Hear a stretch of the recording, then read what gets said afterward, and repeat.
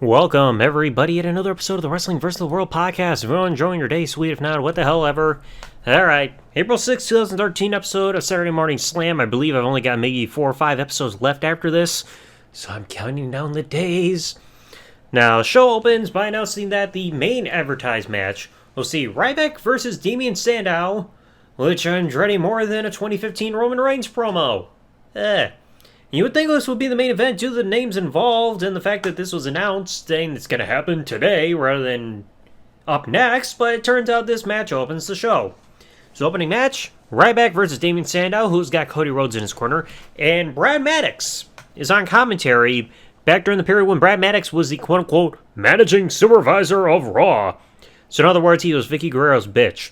So Sandow, he tries to be smart by avoiding Ryback and being speedy and everything, but he gets caught and is left in a very delayed vertical suplex that may rival Bobby Lashley's iteration of the move back in 2018 when he came back. He's like, yep, vertical, yep, come on, give it me, people.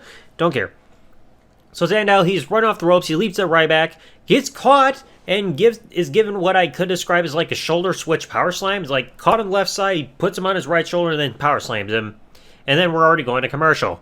That didn't last long. Now back from the break, Ryback beels Sandow across the ring of one of the corners, and he gets a falling splash from Brett's rope for a near fall. Sandow, he gets whipped into the corner and gets out of the way as Ryback hits goes shoulder first into the ring post, which gets the camera cut treatment. So once again, I can understand head and neck being censored, but I guess the arm and shoulder is too much. I don't know, you probably could have done it with a better camera angle to hide it, instead of just missing it altogether.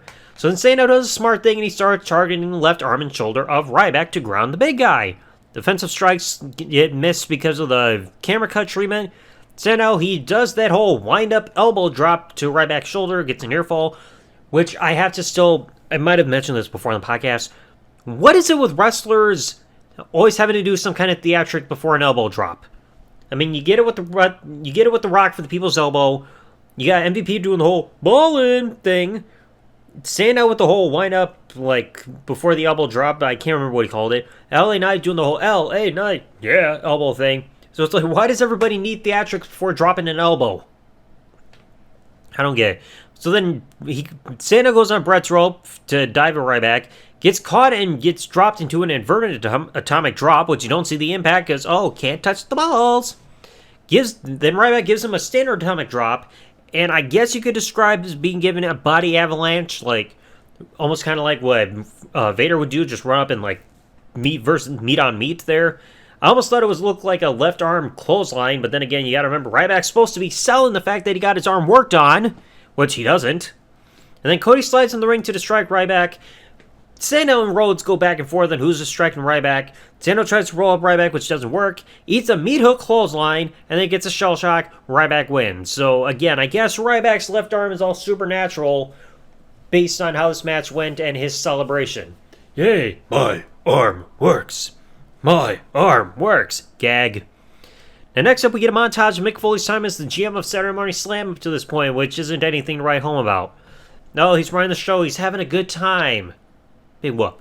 Then you get backstage to the locker room, and Cody and Sandow are both talking to Mick Foley.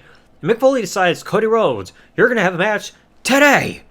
He's going to be facing Kane in the impromptu main event, and Sandow is barred from ringside.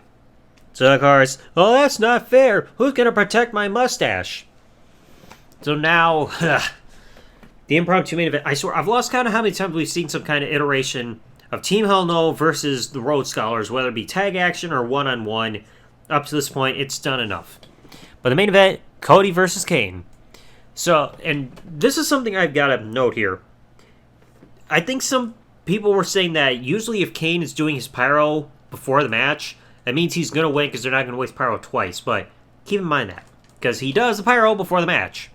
So Cody, he's trying to beat Kane with speed, but Kane's strength sees Cody get launched out of the ring after Cody applies a headlock, one of many done in this match. I swear, I feel like I was watching a Cactus Jack match during his heel run in ECW. Because it's just the main thing Cody keeps doing in the match. Headlock, headlock, headlock. So then, Cody gets back in the ring, and Kane lifts him up for a military press. He looks like he's going to throw Cody out of the ring onto the floor. The referee's like, no, you can't do that, you can't do that. Why not? It's not like he's going to get disqualified like you would see back in the Bill Watts era of WCW, where you get disqualified for throwing somebody over the top rope.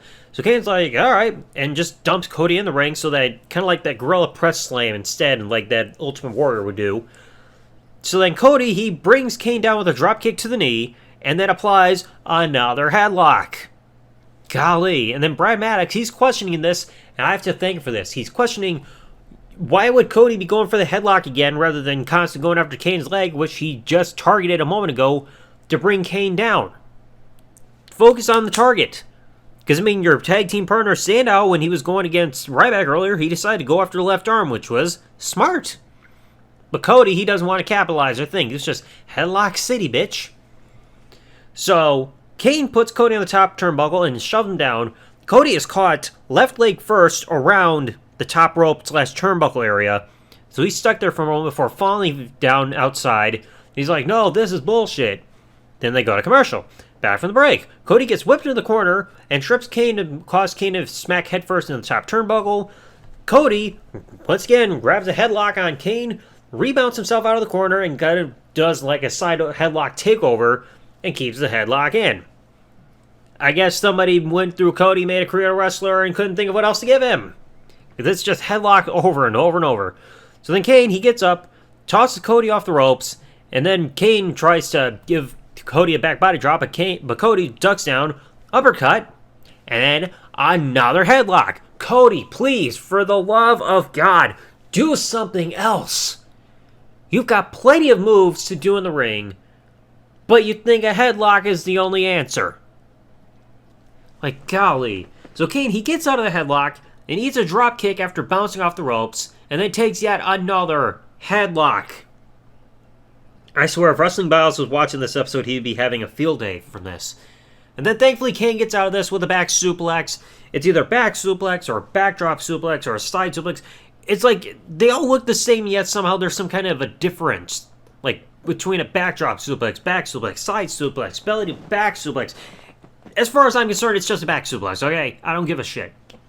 I'm not going to go into those technicalities. Then Kane, he's doing this comeback sequence. Diving clothesline off the top rope. Cody gets on the apron to avoid Kane and hotshots him, so throw first over the top rope. And he gets a disaster kick when he gets back in the ring, which gets both the near fall and the camera cut treatment.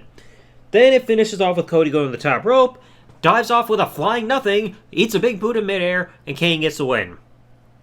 So it's another case where Kane, he can't do either the tombstone or the chokeslam to win the match. So instead, he's got to do a different move. Like we saw this with his match that he had against Jinder Mahal a little while back, where it's just like diving clothesline off the top rope. Oh, he beats one of the members of 3MB. Whoopee.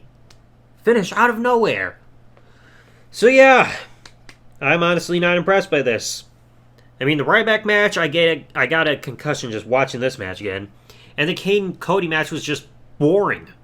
There was absolutely no resemblance of any kind of like entertainment in this match. It was just Cody doing headlocks, and that's it. Okay?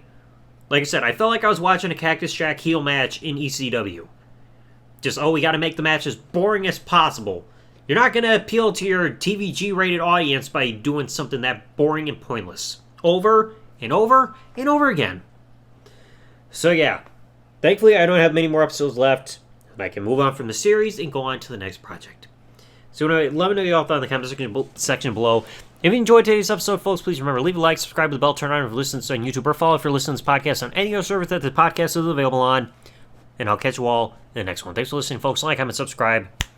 Peace out, and good day, everybody.